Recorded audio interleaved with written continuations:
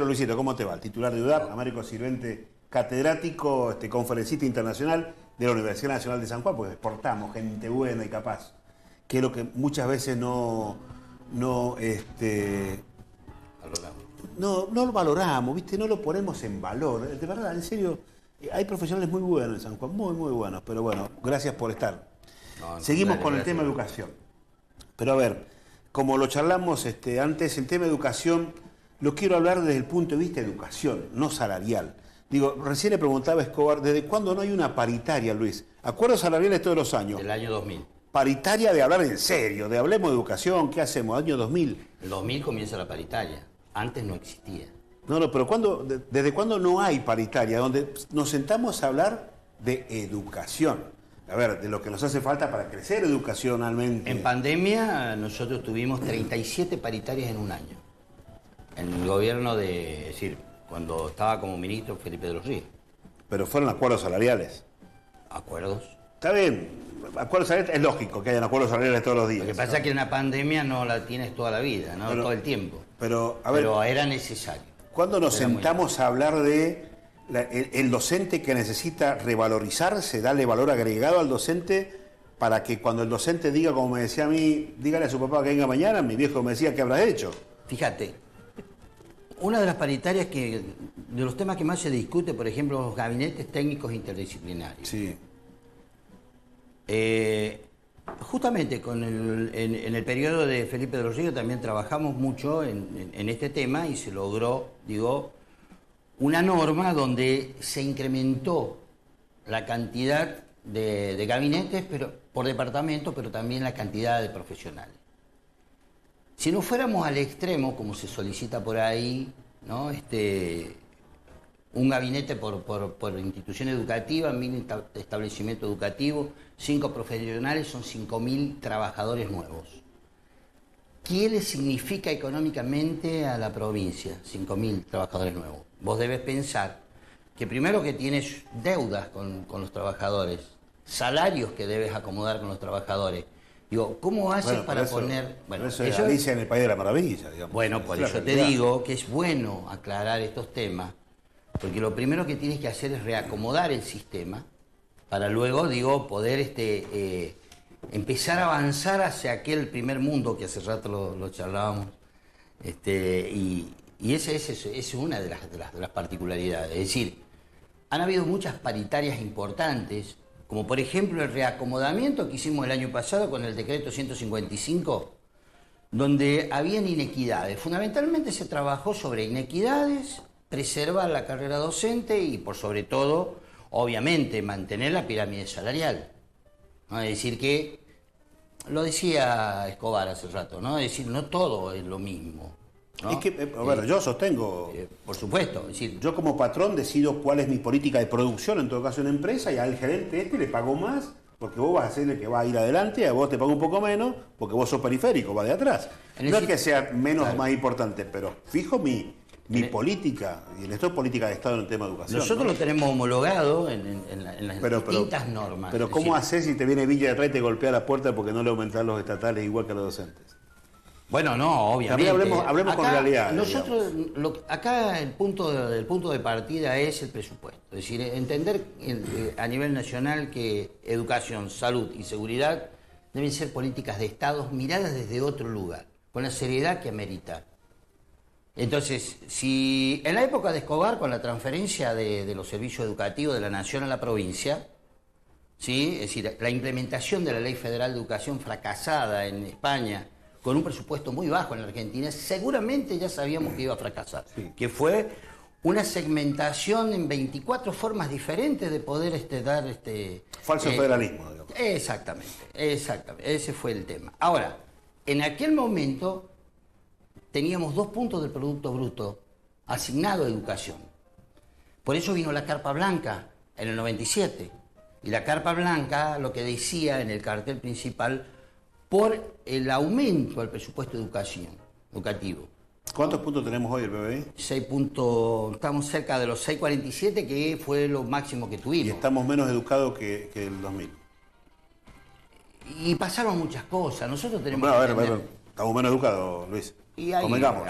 Claro, venimos de una pandemia. La pandemia afectó bastante. Si vos te mirás en reflejo con claro. tus hijos y con mis nietos, estás menos educado. Américo, vos de esto sabés de educación. ¿Estamos menos educados? En realidad ha cambiado, como él dijo, la pandemia nos retrasó. Veníamos bien.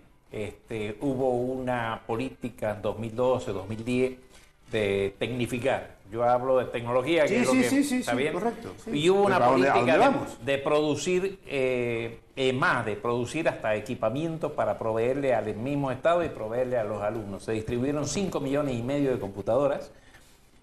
Y claro, alguien dice, bueno, pero mirá, es que los docentes no sabían. Bueno, por algo había que empezar. Y así a los ponchazos uno aprende. Faltó más formación docente. La universidad hace mucho que viene trabajando en este tema de la tecnología en la educación. Sí. Y del año 98 que nosotros veníamos trabajando en ver cómo hacíamos que el docente rápidamente adquiriera capacidades tecnológicas o capacidades de competencias digitales para poder trabajar cuando la computadora invadiera el aula. Y resulta que el celular es el que invadió el aula. Y en el programa... Bueno, pero es una computadora, digamos. Es una computadora. Es una computadora que se usa, además, por teléfono. Y bueno, se colocaron computadoras en manos de los chicos, con lo cual estuvimos muy bien avanzados. Yo he dado conferencias internacionales sobre ese tema, pero cambia el gobierno, donde piden que existan reglas claras y seguimiento de políticas de gobierno. Cambia el gobierno, lo primero que hace es no poner más computadoras. Las 7 empresas... El problema de los docentes. Claro, pero las 7 empresas que habían se tuvieron que cerrar porque nosotros fabricábamos computadoras y alguien dice, no, pero las armás. No hay manera de que no armemos computadoras, porque hacer un disco duro se necesita primero una gran... un primer mundo. Claro, es que necesitas mucha gente que te los compre. Y no tenemos esa infraestructura todavía. Y lo mismo para los procesadores. Entonces, vos tenés que comprar procesadores y armarlo. Pero nosotros llegamos a tener soldadoras de ola, que es una altísima tecnología. Colocas la placa ahí, le colocas todos los componentes electrónicos y pasa una ola de estaño que lo suelda todo. Eso lo llegamos a tener. Y eso lo perdimos. Porque no hubo continuidad con un plan que era bueno, que es más, Colombia lo ha estado aplicando, Colombia está entregando notebook. O sea, nos han copiado en eso, y un gobierno que era de derecha, y sin embargo aplicaron una política parecida porque por ahí pasa. O sea, lo que viene ahora tiene que ver con las inteligencias artificiales, tiene que ver con un docente totalmente capacitado en el uso de las tecnologías. ¿Y dónde nos hizo bien la pandemia? En que descubrieron los docentes que les hacía falta la tecnología. Encontraron el agujero al mate. Ahí entendieron que nos hacía falta. Me parece que ustedes están viendo el árbol y no están viendo la raíz. No sé, bueno, a ver. La raíz del problema es otro. Es que nuestros dirigentes no aprenden, el problema de los docentes, qué significa política de Estado. Claro. Si supieran qué es política de Estado, esto no sucedería. Esto que vos cuenta como una mala experiencia no sucede. Pero mire, nos hemos metido en un tema importante. Recién hablamos del 2% del PBI en el 2000. 6% del PBI hoy, yo les digo que estamos peor educados, ustedes por ahí me discuten que sí, ¿no? Pero ahí está el fundamento. Permitime que lo tengo en comunicación con Jorge Colina. Jorge Colina es el presidente de IDES, el Instituto de Desarrollo Social, que es una institución sin fines de lucro que estudia muchísimo lo que tiene que ver con la educación y lo que tiene que ver con el trabajo. Tiene un par de maestrías interesantes. Jorge, ¿cómo estás? Rory te saluda, ¿cómo andas? Buenas noches, ¿cómo le va? Bien, Jorge. Acá tengo en la mesa Américo Silvente, un catedrático sanjuanino más vinculado a la educación tecnológica, y lo tengo a Luis Lucero, que es el titular de UDAP, que es el gremio que nuclea a los docentes primarios. Y justamente recién se acordaba de la carpa blanca, cuando la educación ocupaba el 2% del PBI argentino, y hoy tenemos el 6% del PBI argentino. Y vos, o el instituto que presides, escribieron hace muy poco, días atrás, que no es todo un problema financiero, es un problema de gestión. A ver, explícame un poquito. Los datos son del Ministerio de Educación Nacional, están en la web, se puede bajar y se los expresa y se analiza. Lo primero que quiero decir, datos oficiales del Ministerio de Educación Nacional. Lo que sale es que todas las provincias tienen muchos cargos docentes en primaria respecto de la cantidad de alumnos en las escuelas de gestión pública. el caso, digamos, más extremo es el caso de la ciudad de Buenos Aires o Catamarca, que llegan a tener 11 alumnos por cada docente. Y el promedio para todo el país es de 17 alumnos por cada docente. O sea que nosotros podemos tener en la Argentina, en las escuelas públicas, digamos, aulas de 35 alumnos con doble escolaridad, a la mañana y a la tarde, claro que podemos tener 2 cargos docentes por cada 35 alumnos. Ahora, cuando uno mira estos datos, contrasta con la realidad, donde tenemos la realidad que hay aulas sobrepobladas, aparece entonces un problema que es la falta de gestión. O sea, el ausentismo entre los docentes, fundamentalmente por las carpetas médicas y las licencias indeterminadas, es alto en todas las provincias. Entonces, lo que estamos viendo es que las provincias, que son las que financian la educación básica, la primaria, ponen plata, no gestionan, y luego los resultados son los que estamos viendo, que aparecieron en la propia prueba Aprender, que en el año 2021 sale de que más de la mitad de los chicos en sexto grado no saben leer ni escribir, sumar y restar apropiadamente o para comenzar la secundaria. Ahora, Jorge... No es todo el problema de plata, falta gestión.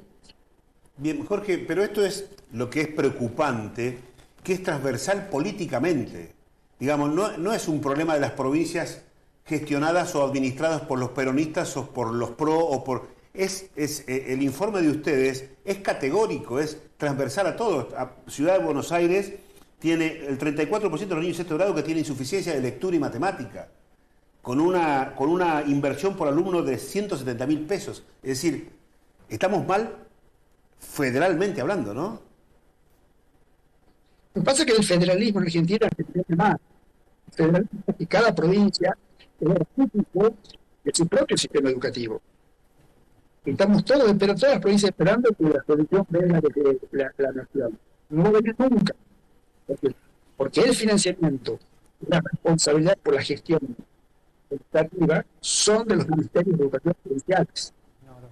Pues ellos son los que se tienen que hacer cargo. La educación nacional tiene que mostrar los resultados, que lo hizo bastante bien mostrando los resultados del Premier, y resultar y mostrar la inversión que cada provincia hace.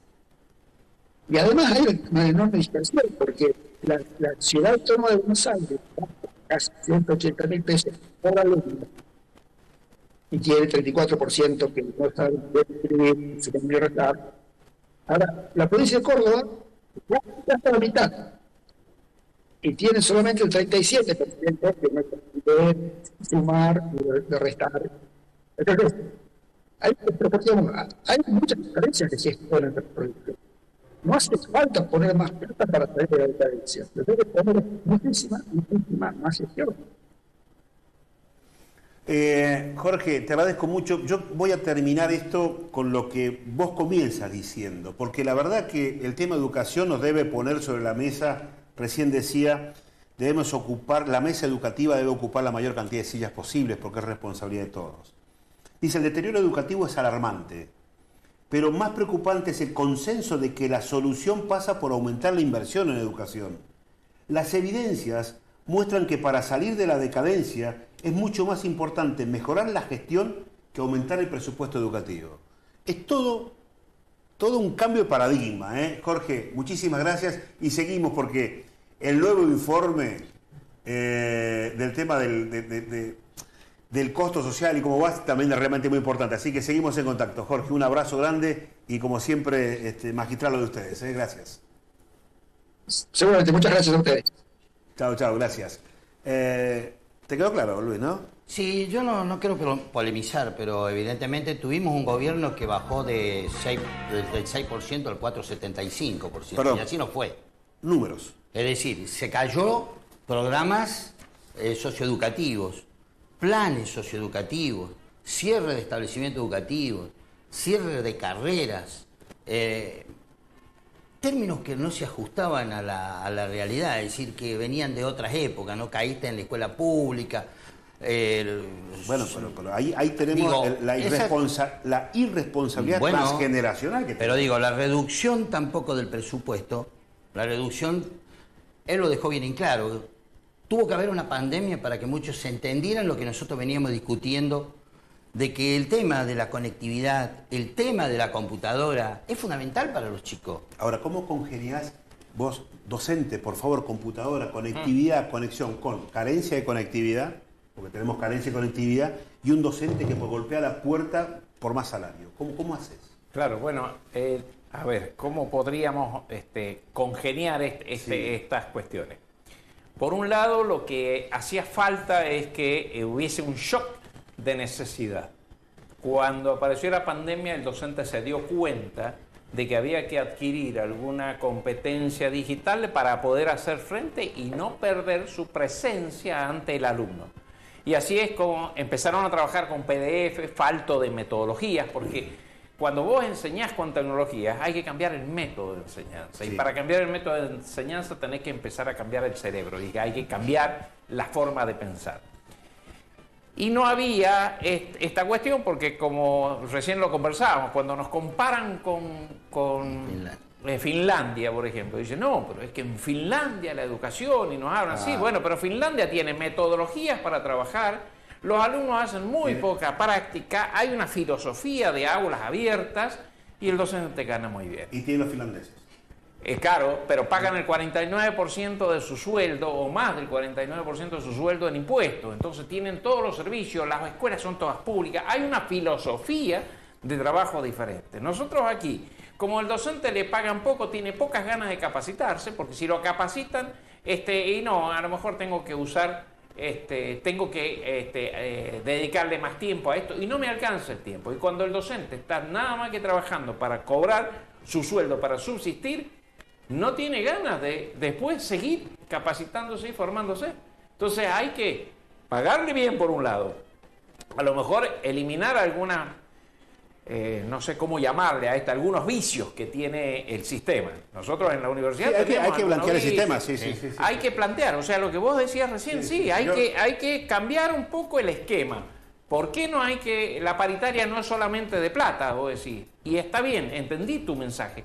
No es plata, es sentarse a estudiar a ver si vamos a cambiar los métodos, si vamos a incorporar mejor tecnología. El tema de la conectividad es relativo, todo el mundo lo ha hecho como fuerte al concepto de la conectividad. Pero hoy en día, si un docente en su casa o en su celular tiene conectividad, puede bajar materiales y los puede poner en un televisor. Por ejemplo, Cuba, que tenía grandes problemas de conectividad, está trabajando con tecnología en el aula. ¿Cómo? Puso televisores en todas las aulas y los docentes van con un pendrive. Entonces hay que cambiar método.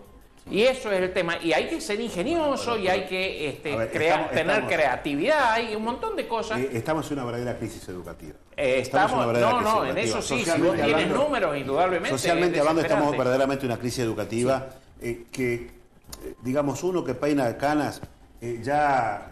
Lo ve, lo advierte. Yo peino más. Sí, yo menos. Pero bueno, te peinas la de la barba. Digo, Luis, no es lo mismo que... No digo que todo tiempo pasado fue mejor. Digo, pero no es igual. Ahora, educativamente no estamos bien. Yo quería referirme a estos datos de las pruebas estandarizadas. Sí. Cuidado con eso porque cuando nosotros nos ponen en un ranking donde está Finlandia y países del primer mundo, obviamente que no vamos a ocupar los primeros lugares, lo vamos a ocupar allá al último.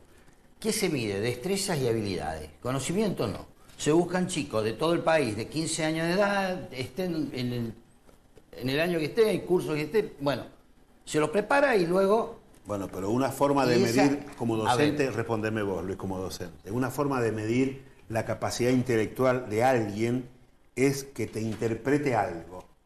¿Bien? No que te sume, ni que te reste o que te lea, que te interprete. Interpretación de texto, como le dicen ustedes. Estoy de acuerdo con algunas debilidades que las podemos transformar en fortaleza.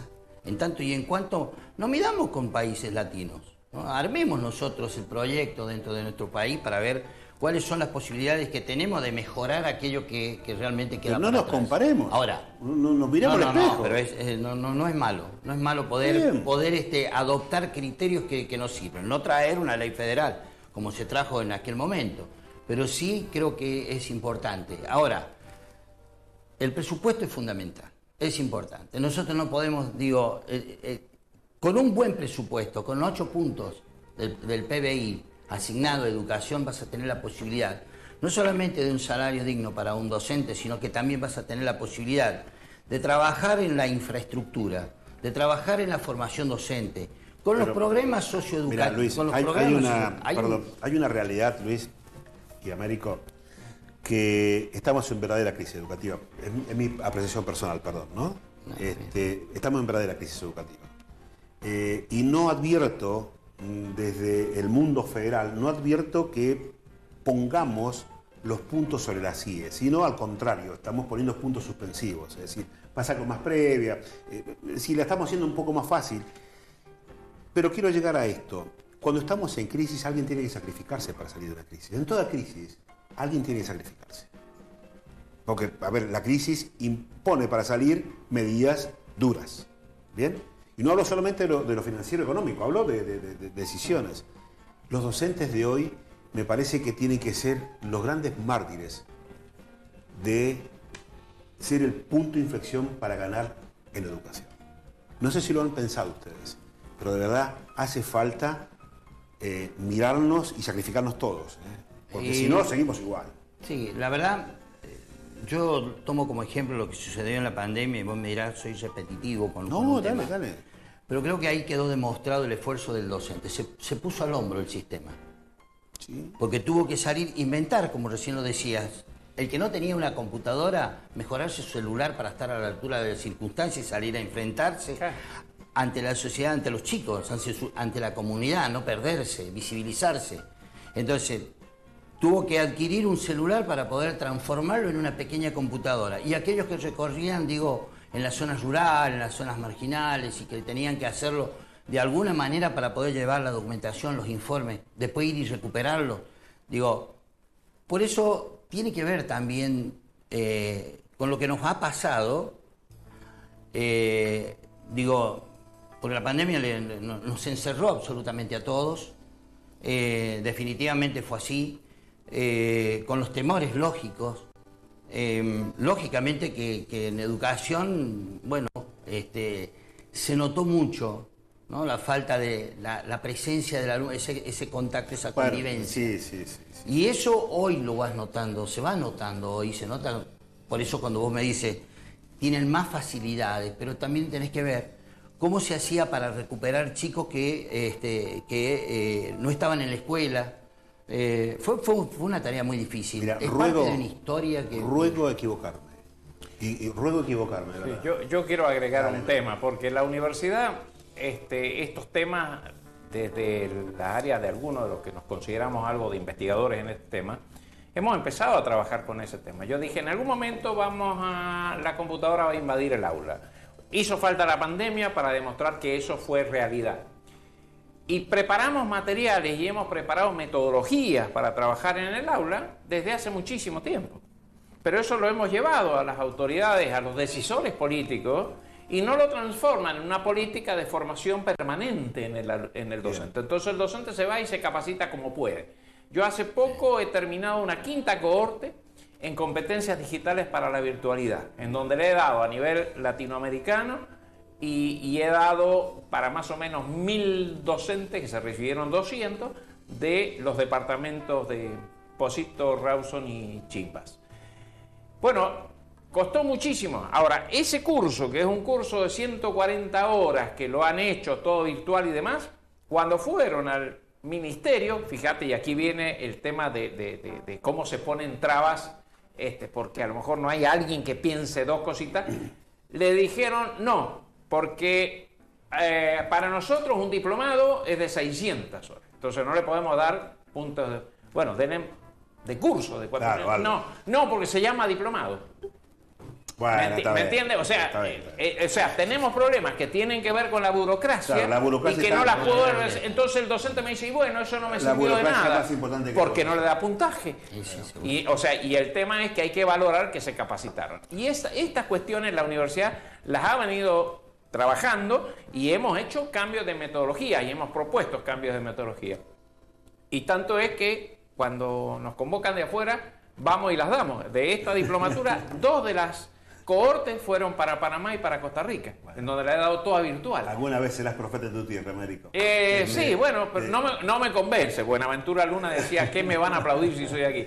Pero bueno, pero hay que seguirlo insistiendo, porque en algún momento a alguien le cae la ficha y dice, pucha, lo tenemos aquí, o tenemos cosas aquí que las podemos implementar, y es cuestión de que se implementen. Te agradezco y te comprometo que sigamos hablando del tema de educación, porque con muchísimo es muy importante. gusto. Gracias, Con muchísimo gracias, gusto. Américo, de verdad. Luis, muchísimas gracias por tu tiempo, pero no puedo pasar de decirte, ¿te sentiste que perdiste la representatividad de los docentes con todo esto que pasó los autoconvocados?